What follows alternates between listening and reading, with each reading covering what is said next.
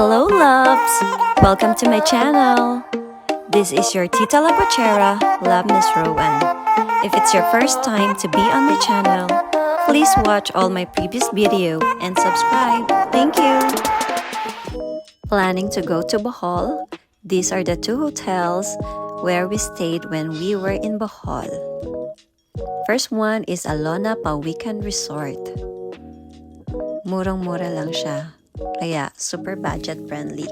So, here's the tour of the room. Tara, let's! Hello! Alona Pawikan. Next naman, ito ang ating antita. Antita nyo. So, tara, tingnan natin ang ating kariko. Wow, ang ganda!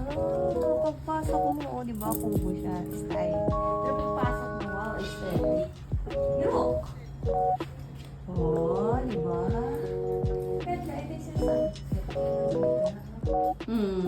Parang semento lang kunyari, no? Ganda, in fairness. Tapos meron silang may ref.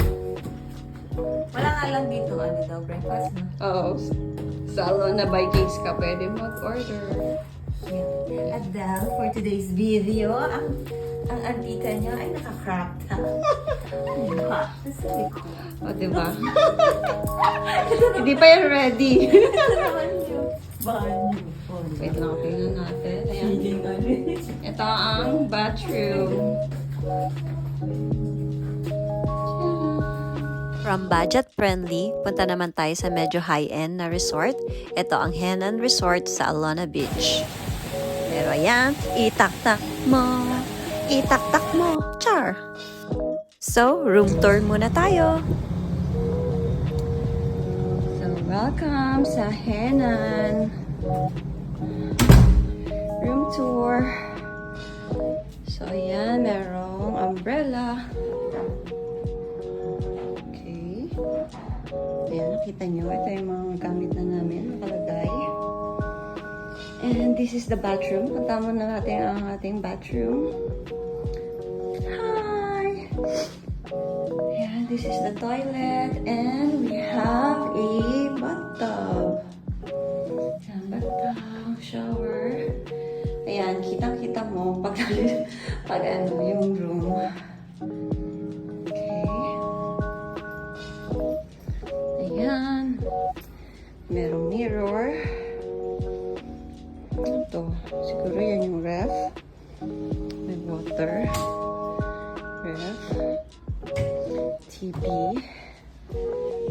Ating bed. Bed. And ayan si Madam. Hello, Madam. Welcome to Hennan, Bohol. Relax.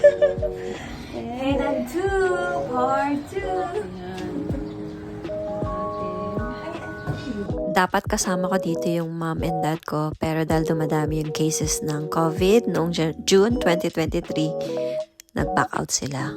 Buti na lang sinamahan ako ng aking ate, si Antita nyo.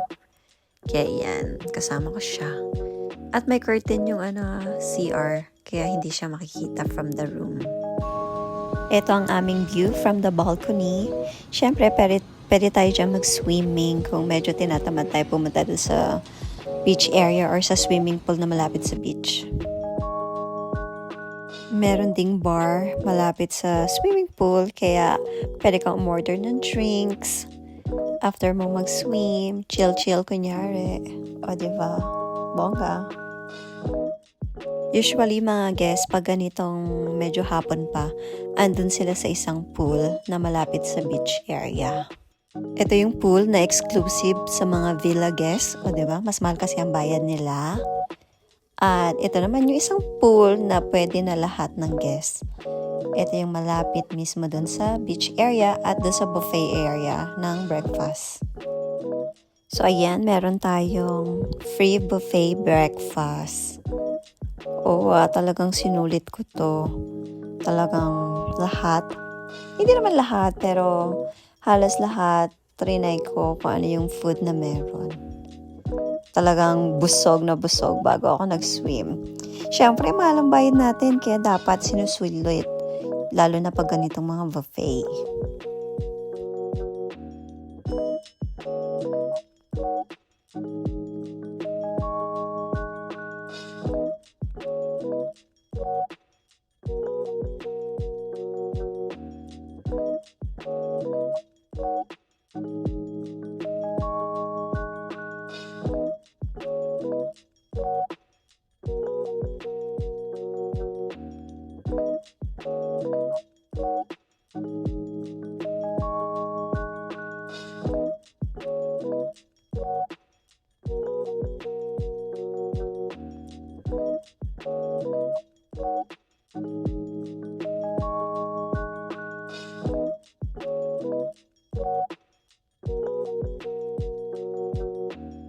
Eto kami nung first round sa buffet.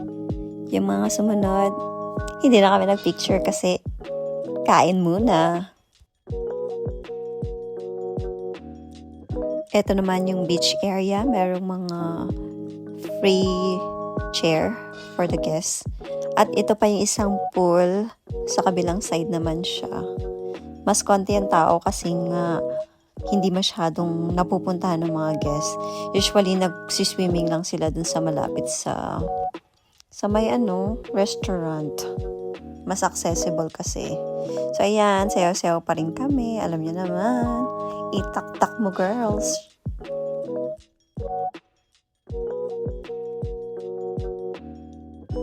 So, ayan ang ating budget-friendly at mid-range hotel na pinagstayan dito sa Bohol. Thank you for watching!